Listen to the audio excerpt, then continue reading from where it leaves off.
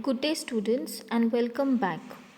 In the last video we studied some part of civics lesson number 1 introduction to our constitution.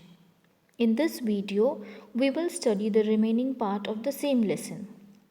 So let us start. What is administration? Administration is the process or activity of running a business, organization, etc.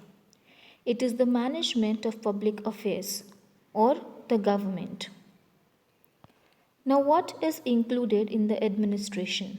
In the administration, the government has to make laws related to several subjects, such as defending the boundaries, protecting the people from external aggression, eradication of poverty, creating employment, education and health service, encouragement to commerce and industry,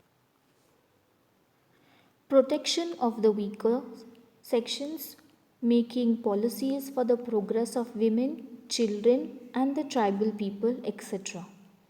Government has to bring about desirable changes in the society by implementing laws.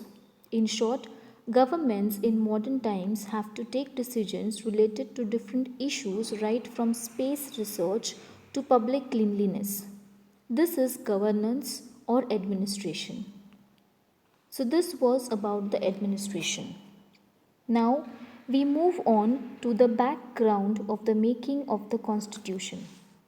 The process of making of the Indian Constitution started in 1946. The leaders of the freedom movement insisted that the independent India will be governed not by the laws made by the British but by laws made by the Indians themselves. A committee was established to prepare the Constitution of Independent India. It came to be known as the Constituent Assembly. Next, we move on to the Constituent Assembly. India became independent on 15th August 1947. Before that, the British ruled over India. They had divided India into provinces like Bombay, Bengal, and Madras for the convenience of administration.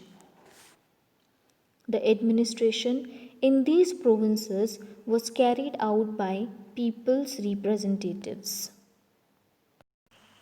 Here, provinces means territory, region, or state. Similarly, the local princes were carrying out the administration in some areas. Such areas were known as princely states and their chiefs were known as prince. The representatives of the provinces in the princely states were included in the Constituent Assembly. Dr. Rajendra Prasad, the President of Constituent Assembly. There was a total of 299 members in the Constituent Assembly. Now we move on to the contribution of Dr. Babasaheb Ambedkar. Dr. Babasaheb Ambedkar was the chairman of the drafting committee. Drafting is writing down a document for the first time, including the main points. He had studied in depth the constitutions of different countries of the world. He studied and contemplated day and night to draft our constitution. Contemplated means to think about or think deeply or look thoughtfully for a long time at something. So he thought, studied deeply day and night to draft our constitution. The draft constitution prepared by him was presented to the Constituent Assembly.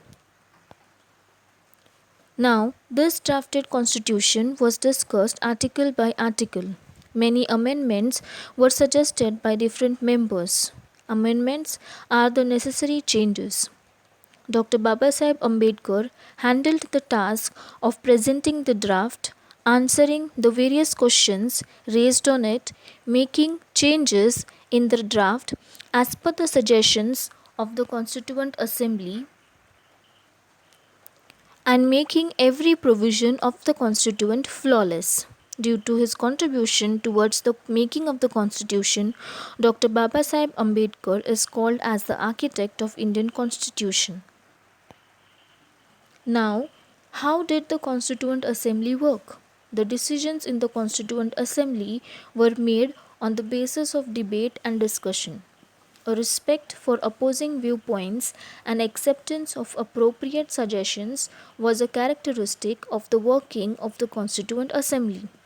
It took 2 years, 11 months, and 17 days to complete the working of the Constitution.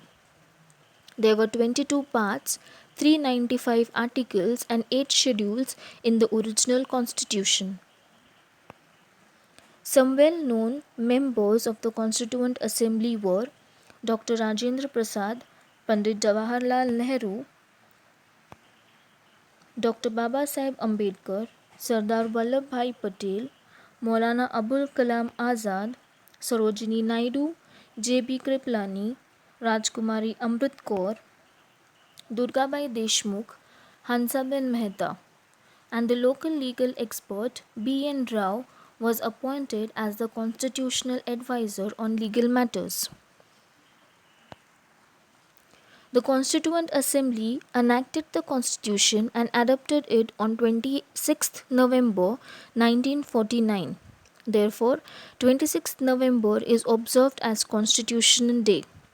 The country began to be governed according to the provisions of the Constitution from 26th January 1950.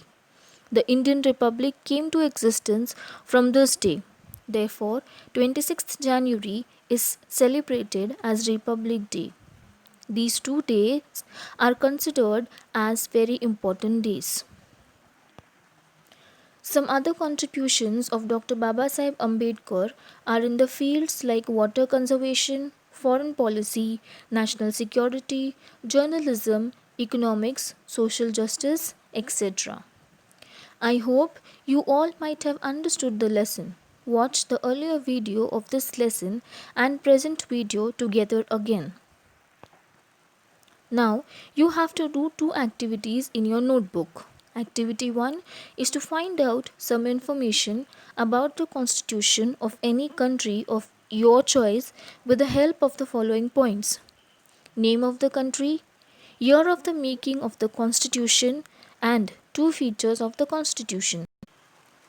Second activity is you would like your class to run according to rules, wouldn't you?